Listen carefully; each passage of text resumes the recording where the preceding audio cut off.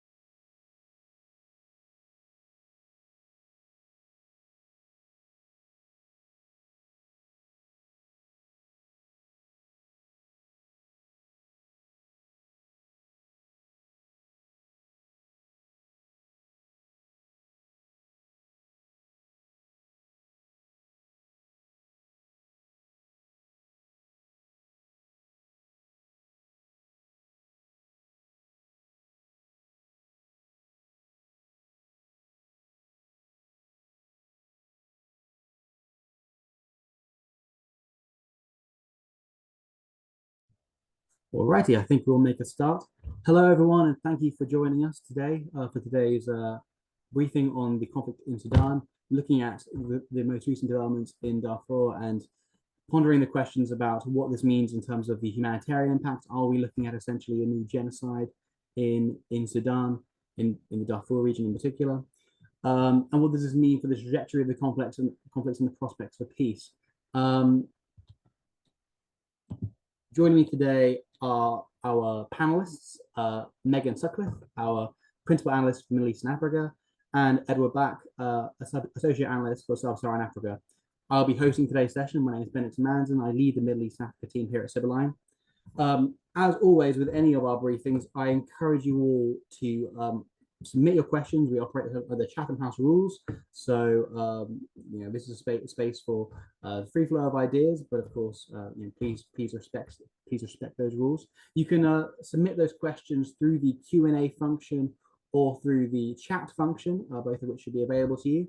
And we will answer those either at the end or as feels relevant through our discussion here today. So diving straight into what's been happening, Megan, could you give us an overview of where we are currently? Obviously, we recently had the fall of El Fasher, the capital of the North Darfur region.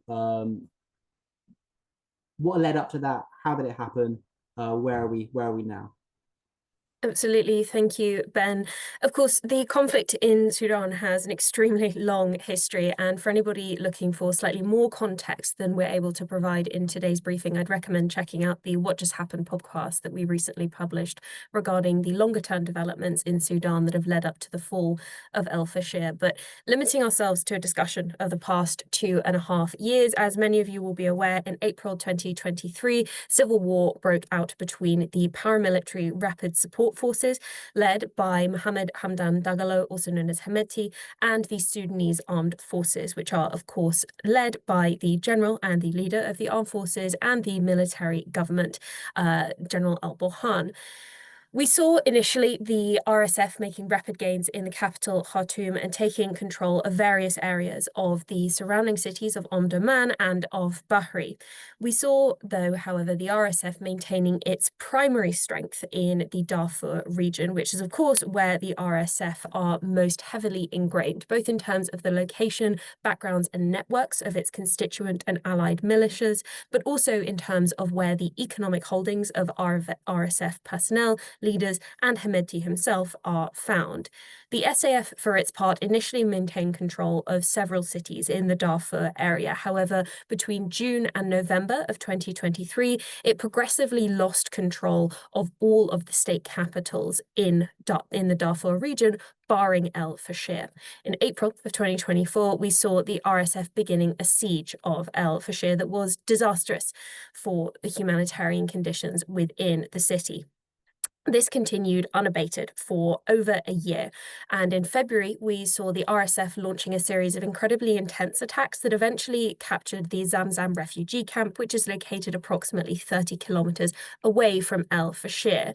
After this had been achieved, the RSF began constructing earthen walls essentially surrounding El Fasher, and these continued to be constructed over a period of several months and were visible from satellite imagery. It is assessed that they were completed around the end of August, although there were several areas through which individuals could enter and exit. However, given the RSF's control of all of the surrounding territory, this limited the SAF's positions within the city and forced them to rely on airdrops for basic necessities and, of course, for backups. On the 25th of July, we saw a development in a slightly different vein in the Darfur and the RSF-controlled territory.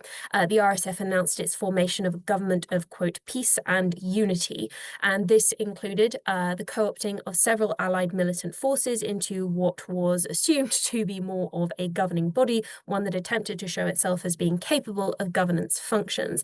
However, the siege of El Fasher and the deterioration of humanitarian conditions within the city continued at pace. We saw the RSF then taking control of El Fasher on the 26th of October, and on the 27th of October of this year, the SAF announced that it had withdrawn from El Fasher. Reports would indicate that the SAF began withdrawing its personnel on the 20th of October, but were unable to complete this mission entirely, at which point, when the RSF entered the city, we did see mass executions of individuals assumed to be SAF personnel. Unfortunately, though, the situation continued to escalate, and it would appear that researchers from around the world have come to understand that the RSF and its militants have perpetrated mass atrocities within El Fasher during the campaign to take control of the city. Now, it is relatively challenging to establish exactly what is happening in El Fasher at any point in time. There is no electricity in the city. The RSF has severed the city's links to Starlink, and therefore media coverage of conditions within the city are limited to accessing social media footage posted by RSF militants themselves and satellite imagery.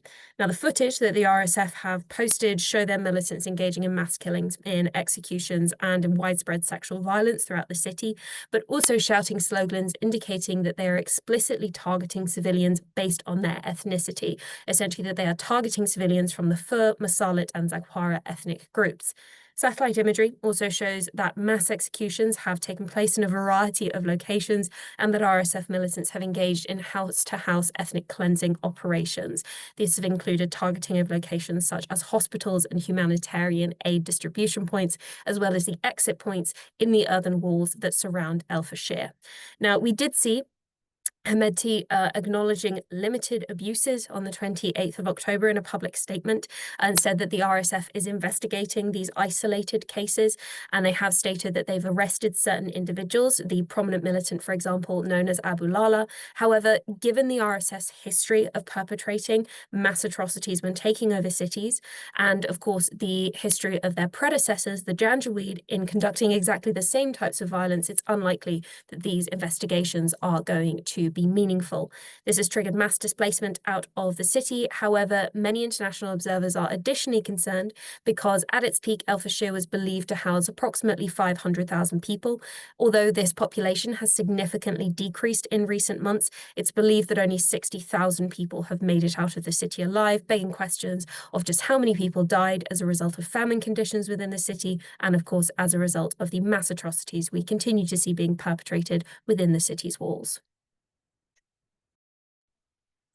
Thank you for that incredibly grim overview of the situation as it currently exists. Obviously, we've spoken a bit about the shift in the conflicts, the progress that the government was able to make around Khartoum, the concentration of the rapid support forces present in Darfur, and obviously after being pushed out of Khartoum, there have been basically attempting to re-exert themselves, push back eastwards again. But whilst they had that campaign, there was a significant amount of their forces concentrated around besieging El Fasher. And obviously, with the city having now fell, those resources are now freed up. Those men are now available to be reallocated to new fronts. So with that in mind, Ed, what do you think is the likely trajectory in the in the immediate term of the conflict? What do we expect to happen in the next few weeks as a result of the fall of this city on the battlefield? Sure. So, as Ben mentioned, now with the fall of Al Fashir, the RSF do have more reserves that they can deploy to other fronts. So, firstly, I think it's quite likely that we'll see the RSF look to really consolidate their control of all of North Darfur State. Currently, they do control most of it, but there remain pockets held by sort of various Darfuri armed groups aligned with the SAF that are holding positions, particularly in areas like Al Dine near the Chadian border. Now, whether these Darfuri groups can reconstitute themselves to conduct counterattacks remains uncertain at this moment.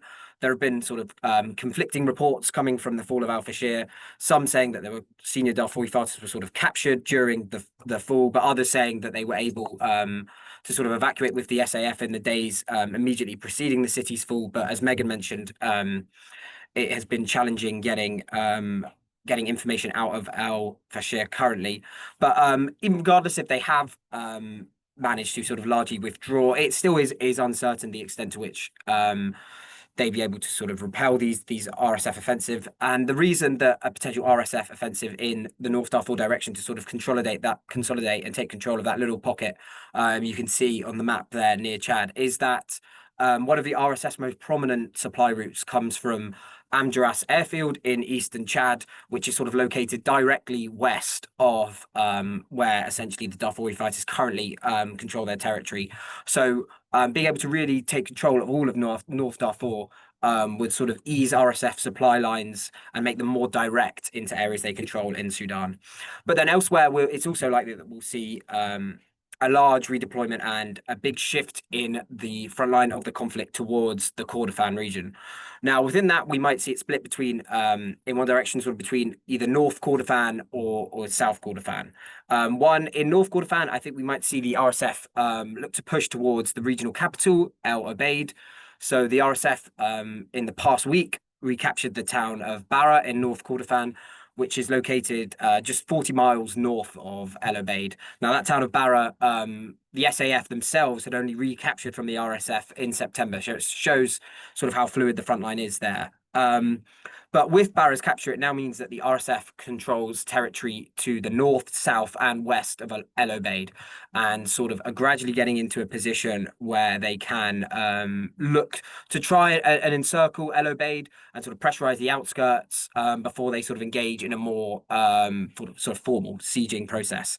Now, El Obeid is so critical because being a regional capital, it has excellent transport links to Khartoum and then also into sort of Western Sudan. So really from the RSF's capture of Bara, it has now meant that it has slightly it's controlled portions of that road that connects El Obeid to Khartoum, with it undercutting the SAF supply lines. And if the RSF was able to siege all of El Obeid, then that would really undercut the SAF's capacity to then use the city as a sort of staging point to conduct other offensives into Western Sudan to really challenge what is essentially the RSF's stronghold.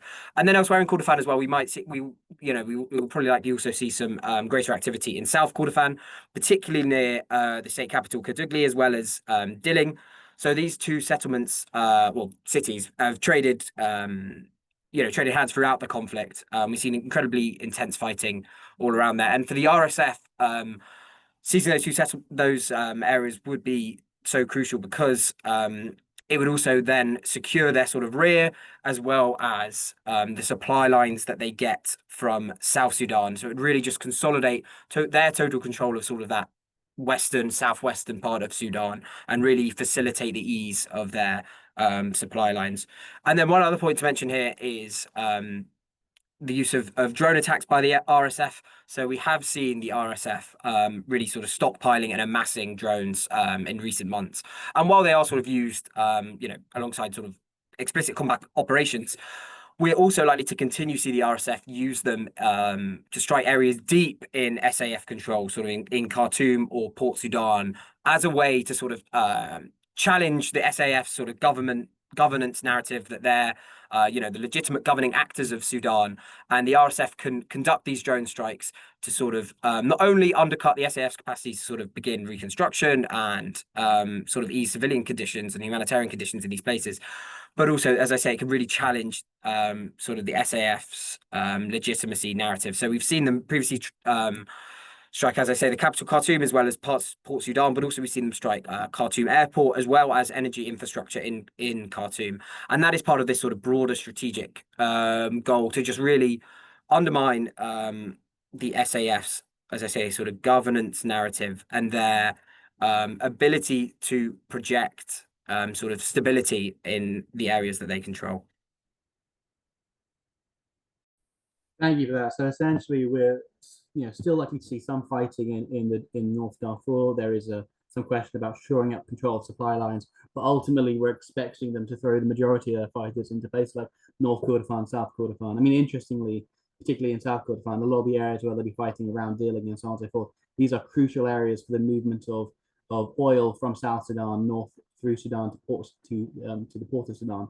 And so obviously that has implications for neighboring South Sudan. It has implications for their economy, which could be highly destabilizing if the fighting intensifies in that region. I think it's interesting as well to bring in the increasing encirclement of El Obeid. I mean, it's interesting as well that obviously we talked about the capture of Bawra recently, but we've also seen the SAF, Sunni Armed Forces, making gains to the west of El Obeid at the same time. So it is still a very heavily contested area. And we can expect the fighting to be quite intense there. And certainly, unlike in the case of El Fasher, where you had a Sudanese armed force garrison in kind of the center of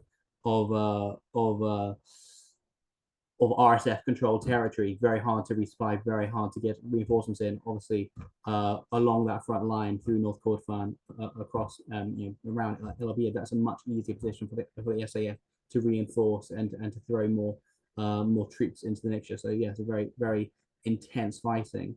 On that notion of intense fighting, I want to talk to you, Megan, a little bit about how do we expect humanitarian conditions to progress around that topic. But just before we move on from El Fasher in particular, we've had a question come in about whether or not we are aware of any known discussions about establishing a humanitarian corridor. Now, this is something that I think we've seen activists repeatedly call for. And certainly, we, over the last year, the UN was calling for, Security Council was calling for the RSF to lift the siege on El Fasher for the sake of securing the well-being of the civilians in the city, and that hasn't happened, and it obviously didn't happen at any point. And so I think the prospects for agreeing a humanitarian corridor are very, very, very, very slim. But interested to hear your thoughts on that, Megan. Unfortunately, I would agree with your characterization there, Ben. We don't have any information indicating that those negotiations are taking place. And even if they did, our assessment would be that they are unlikely to succeed. And even if they did succeed, they would be extremely unlikely to hold. In the past 2 years, we have seen the critical disruption of aid supply chains throughout Sudan. And this has been particularly evident when we're looking at areas where aid must cross from SAF-controlled territory into RSF-controlled territory, as well as points in time when aid has been traveling through exclusively RSF territory. I point to the documentation from the UN regarding the critical disruption of aid convoys moving through the Adre border crossing, which is between Darfur and, of course, Chad, as being evidence to the fact that even if those corridors did exist or have some form of, status within international humanitarian law, for example, it is highly unlikely they would be respected and therefore are highly unlikely to have a noticeable impact on the humanitarian conditions in the cities that we are discussing. It's also worth noting that today we saw a rejection from the rejection of a proposed ceasefire backed by the US by both parties. And so even if we were in a point in time whereby these tensions were de-escalating, it's unlikely that we would see the establishment of sort of more sanctified or at least respected humanitarian corridors, particularly in hotly contested territory, which of course, as Ed has pointed out, is now likely going to be found more increasingly in the Kordofan area. When it comes to humanitarian conditions in general, unfortunately, the picture is pretty bleak. Conditions are highly likely to continue deteriorating, and this will likely be the case in both RSF-controlled territory and in territory which the RSF seeks to gain control of. 2 days ago, that being the 4th of November, the UN posted a notice indicating their assessment that famine conditions had taken place in El Fasher, but also in Karaguli, which is found in South Kordofan. This would indicate to us that famine and critical food insecurity is not exclusively found in cities that are under siege. Rather, they are found in cities that are also subject to contested front lines and the movement of forces back and forth. As aid supply lines continue to face critical disruption resulting from ambush attacks, looting attacks, but also attacks on staff, including ethnically motivated violence, sexually motivated violence, and of course, kidnap for ransom attacks. This will undermine access to critical aid supplies, particularly in refugee and displaced persons camps. This will be the case particularly in Darfur, but also increasingly in the Kordofan region. In response to this, we'll likely see continued displacement from population centres in Kordofan and in Darfur. The migration flows resulting from these locations, of course, have different trajectories. If we're talking about El Fasher and the rest of the North Darfur state, it's likely that we'll see that migration being contained within the Darfur area. We've seen patterns of migration, specifically about, I believe the latest assessment was 40,000 individuals from El Fasher, most recently travelling to the Tawila area, which is still controlled by the SAF in North Darfur. If we're looking at conditions in deeper into the Darfur region as they continue to deteriorate due to continued RSF looting and then black market reselling of aid, it's likely that we'll see continued displacement into eastern Chad and reliance on facilities, particularly around the Adre border crossing. If we're talking about southern Kordofan, we're likely looking at displacement and redisplacement of individuals into the South Sudan region. All of these factors will increase pressure on NGO services in those areas. Often we're talking about camps that were established to house potentially tens of thousands of people, but that are now housing hundreds of thousands of people for extended periods of time. This will restrict access not only to critical food aid, but also to wash facilities. And so risks of outbreaks of communicable diseases will also increase in these locations. For example, back in August, we had a report from UNICEF regarding an outbreak of cholera in the Tawila area as a result of displacement from El Fasher. And so what that will do in turn is increase pressure on public health systems, particularly in the Darfur area, where of course they are already massively overstretched, but also in eastern Chad and in northern South Sudan. None of these locations are particularly prepared for this type of pressure and have already faced significant pressure in the past few years. And so their capacity to deal with this will be limited. In turn, this will increase risks of violent and organized crime targeting NGO personnel operating within this camp as individuals become increasingly desperate to access the supplies that they need to live. And so unfortunately, the picture is not one that looks as though we are on the trajectory for a positive improvement when it comes to humanitarian conditions.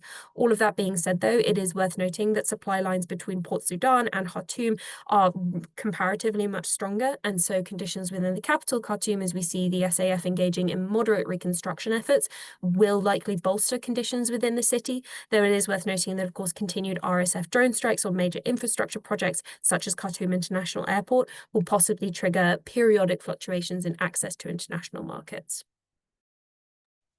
Yeah, I think another really good point to consider here is obviously, part of the reason why, in these kind of conflict-sensitive zones, we're seeing like a significant deterioration in conditions, spikes in exposure to famine, is it's just incredibly difficult to operate as an NGO in these areas, and it's not just the exposure to a mobile front line. As the conflict has gone on, and as we've seen the RSF sort of attempt to kind of normalize itself in a way, establish governance mechanisms, that has involved requiring NGOs operating within its areas to register. Obviously, many international NGOs are operating, if they can, across the entirety of Sudan. That means operating in both RSF and SAF territory. And that poses a substantial challenge, particularly in frontline areas, because if you're an entity that is known to operate in RSF areas, particularly in SAF areas, you're more likely to be accused of espionage, acting as a spy. So that presents a real challenge to NGOs in these very sensitive kind of frontline regions that are at risk of arrest, harassment from from both sides is really quite substantial. So that presents a real challenge to operations. Going forward, though, how do we anticipate this conflict to, these developments to impact the conflict, particularly developing into next year and throughout 2026? We have a number of scenarios here which we think, and we kind of graded them in terms of which we believe are most likely. I just want to quickly cover off our two least likely scenarios at this point. One, indeed, being a peace agreement and some kind of power sharing agreement, or indeed a military collapse of either side. And in both cases, I think these are unlikely because essentially of the inherent kind of weaknesses of the other position. The military, and particularly Al Burhan, will likely be thinking that it is worth continuing to press the conflict because at the moment they have, aside from the fall of al-Fashir, which again, it felt like a kind of an inevitability given how difficult it was to reinforce their position, they have some good momentum behind them. They've resecured control of the capital. They have much larger populace from which to draw manpower from. They have connections to a number of parties that are able to supply them with arms. And indeed, as they resecure the capital over the coming, and begin to rebuild the capital over the coming year, and there's estimates that as many as 2 million people will be returning to Khartoum over the next year. That will increasingly legitimize the military government in the eyes of the international community. So the likelihood of international parties beginning to consider Burhan's military government as being the rightful one of Sudan, and essentially the RSF as being a sort of rebel rump, will increase the risk, will increase the likelihood of them receiving the necessary international support, and indeed the RSF being subject to the necessary international sanctions to shift the balance in their favor. So certainly I don't think Burhan will be thinking now is the time for peace. They'll be thinking, look, if we continue to grind them down, we will have the resources, we will have the manpower to ultimately last this out. On the other hand, the SAF has repeatedly proven itself to be entirely ineffective. It really struggles to maximize its gains, to develop its advantages. It's repeatedly proven itself to be quite incapable at conducting urban warfare in particular. It's heavily reliant on air power, and so it makes sieges quite difficult for it. So it will be hard for it to capture back any of these larger cities. And we may be looking at, again, in Khartoum, we saw that conflicts continue for 2 years essentially. So it's unlikely that we're going to see any kind of rapid advance from the SAF, and so the RSF will likely be thinking in the same way as the SAF thinking, time is on our side. The RSF may be thinking, look, we can continue to weaken the Sudanese economy. We can continue to we can continue to drain the resources of the SAF, and ultimately what we might do is force the SAF to recognize that they can't ultimately win this conflict militarily, and therefore they will need to come to the negotiating table and make concessions to us in order to resolve the conflict. So in both cases, neither side is necessarily incentivized to come to the negotiation table right now, because neither side feels that they have the optimal conditions to talk.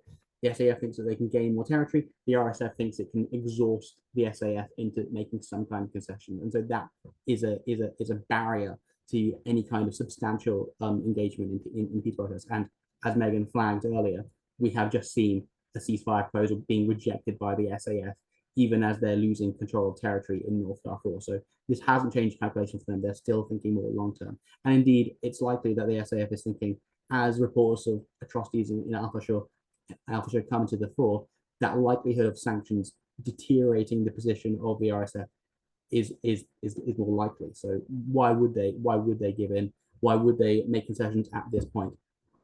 Similarly, because both sides have military disadvantages, the RSF is going to struggle to make gains in outside of the Darfur region, where it doesn't have the same communal connections that it has allowed it to drive recruitment in Darfur.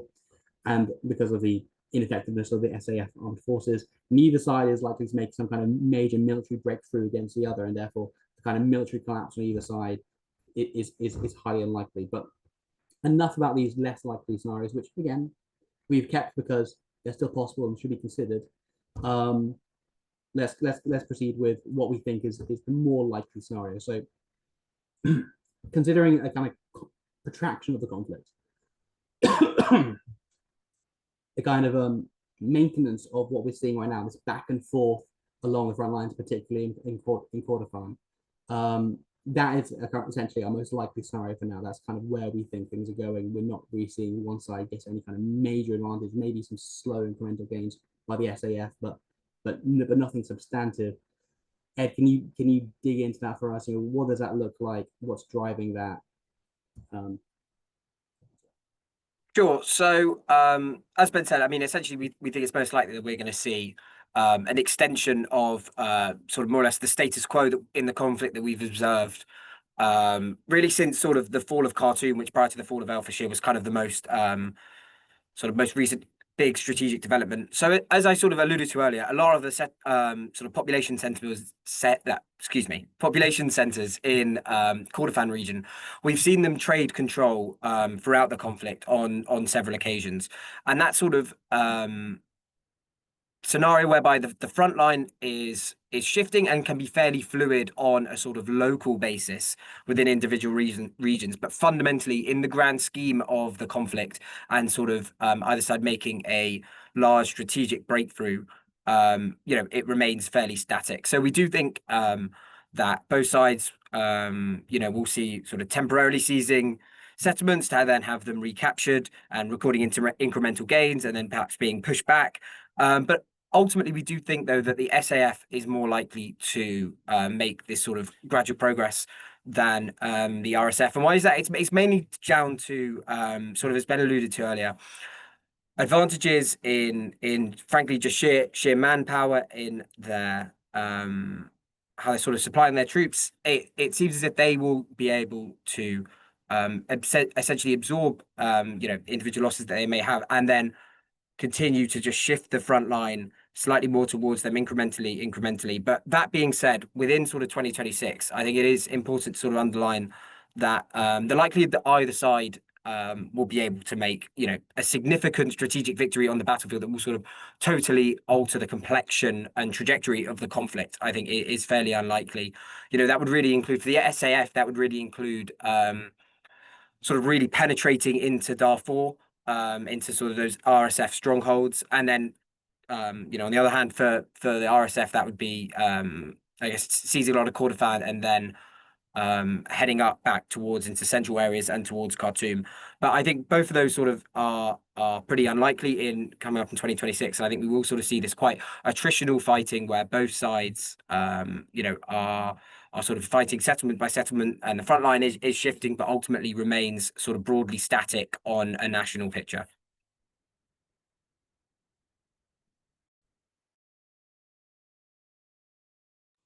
Thank you for that. Now, alternatively to that scenario, where we see basically same as what we've seen now, continued violence, continued back and forth, I suppose there is an increasing possibility that essentially what we do see is the conflict freeze entirely, that there is no advantage in it. At that point, we get a sort of de facto split of Sudan, something more akin to what we see in Libya today, or indeed Yemen. What do you think of the prospect for that, Megan? What does that look like? In a sense, it's already kind of happening in that we have parallel institutions, but the conflict itself is still very, very hot. How do you think we might get to that kind of a scenario? Absolutely. So I think you're entirely correct in drawing a parallel to the situations that we see in Libya and in Yemen. Essentially, scenario 2 of a military stalemate would point to one where both sides have exhausted their forces to the extent that going on new offensives does not serve their strategic aims, and therefore they essentially hunker down and keep the front lines where they are, and they remain essentially static, though possibly border towns on that front line change possession with decreasing frequency over time. Our assessment is, unfortunately, that this remains less likely than conflict protraction and the active movement of the front lines that Ed just described. This is because of the continued support for the conflict parties by international parties, and with the formation of these sort of proto-institutions by the RSF would indicate that they are still willing to engage in what would be classified as an offensive territorial mandate. So in order for us to get to a situation whereby we divert course and reach a military stalemate, one where both parties essentially stay where they are, we would need to see a decrease in support for the RSF from the UAE and for the SAF from its international backers, that being most prominently Russia, Egypt, and Iran. It would require a decrease in support both in terms of the cash transfers that are facilitated to these groups, but also in terms of the weapons that are delivered to these groups. As Ed highlighted, the UAE is well known for its transfer of weapons, including drones and firearms, to the RSF. We've also, in exchange for access to their gold exports, which of course are then trafficked out of Sudan via Chad, occasionally through Libya, and also occasionally out of Uganda via supply lines in South Sudan. For the part of the SAF, it would also likely require agreements with Russia, for example, on establishing port access in Port Sudan, failing to materialize or to be fully implemented, or indeed for agreements on access to, say, aircraft to also fall apart. This is why, unfortunately, we would classify this as being possible but less likely than conflict protraction, because of the fact that the current situation in Sudan is unfortunately rather economically profitable for several world powers who seek to maintain their relations with the UAE, which of course continues to back the RSF. I mean, coming off that question, why does the UAE continue to back the RSF? I mean, obviously, we know that they have an established relationship, which goes back to the conflicts in Yemen.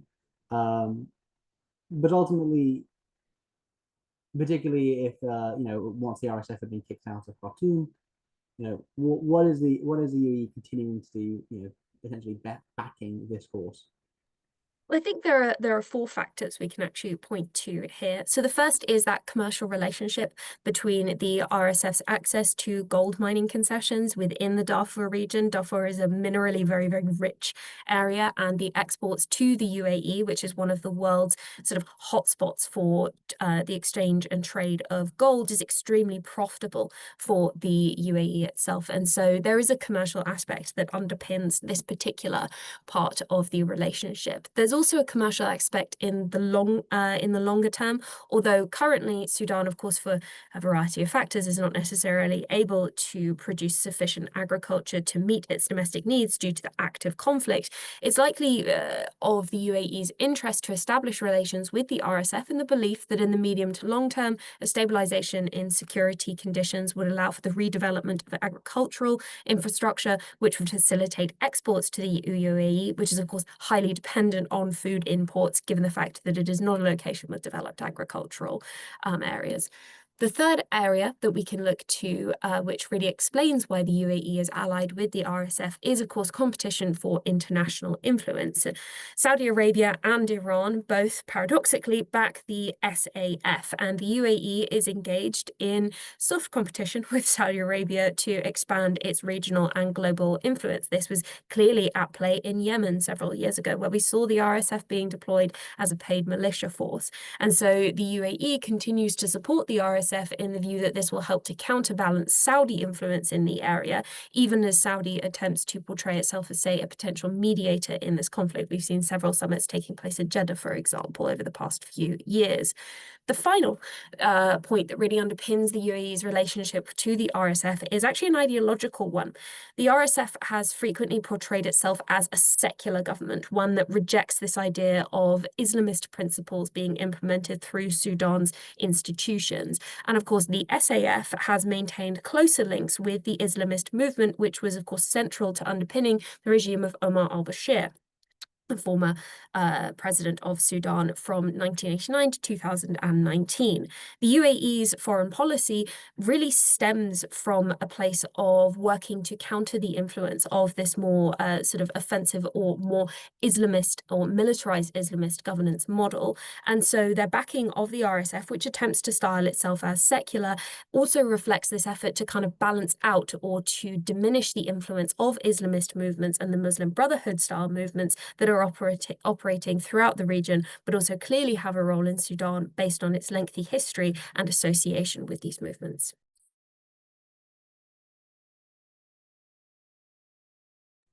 Yeah, and certainly having thrown in so much support for the RSF at this point, it's a bit of a in for a penny, in for a pound almost situation.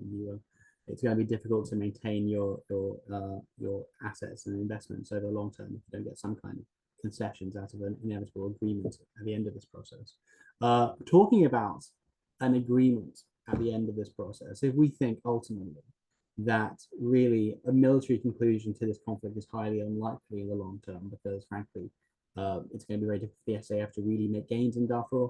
The RSF isn't going to really be able to project its power much further than these southwestern and southern regions. Certainly, they're very unpopular across much of the rest of the country. So capturing the entirety of it is quite an unlikely prospect. Ultimately, some kind of concessions will need to be made at some point, most likely. Some kind of negotiations will have to happen. There will be some point where they think, actually, you know what, we can't get any more of this. Considering what's happened in Al Fashir, considering what we may well be looking at, a renewed genocide in the Darfur region, what does that mean for engagement with Sudan over the long term? Because in all likelihood, there will be investigations into what has happened. There will be allegations of war crimes having been committed, much as there was after the first Darfur genocide. And so, for those businesses that want to re-engage with Sudan in the long term, once things calm down, what does that mean? Is that likely? Does that come with quite substantial? Because I would imagine that comes with a lot of compliance concerns. It comes with lots of challenges. But I'm interested to hear what you guys are thinking. Absolutely. I'd like to start off very quickly by saying that, of course, there are multiple compliance challenges when it comes to Sudan. Increasingly, though, at a very slow rate, we have seen states like the US and the UK issuing targeted sanctions against members of the SAF and particularly members of the RSF, including Hemedti himself, but also his brother, who is in charge of weapons procurement for the RSF. In essence, the continued sanctioning of these individuals by major powers and by major financial centers will increase compliance concerns, risks of sanction exposure, but also due diligence requirements for individuals or entities who are providing services to Sudanese-linked entities.